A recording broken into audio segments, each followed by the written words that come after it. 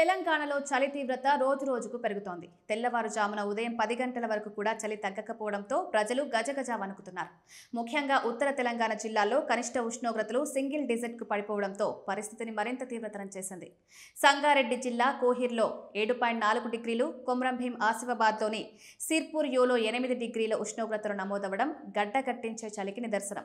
చలి ప్రభావం హైదరాబాద్పై కూడా గట్టిగానే ఉంది. శుక్ర, శనివారం కూడా ఇదే చలి కొనసాగుతుందని వాతావరణ శాఖ ముందస్తు హెచ్చరికలు జారీ చేసింది.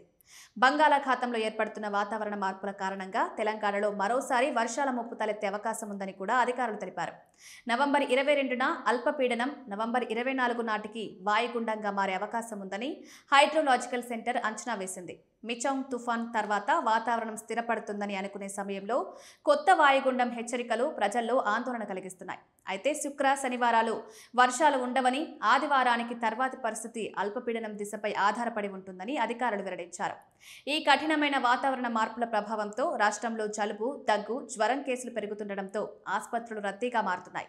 చిన్నారులు, వృద్ధులు ప్రత్యేక జాగ్రత్తలు తీసుకోవాలని వైద్య నిపుణులు సూచిస్తున్నారు. బయటకు వెళ్లేటప్పుడు వెచ్చని దుస్తులు ధరించడం, వేడి పానీయాలు తీసుకోవడం, రోగనిరోధక శక్తిని పెంచే ఆహారం తీసుకోవడం అవసరమని వైద్యులు సూచిస్తున్నారు.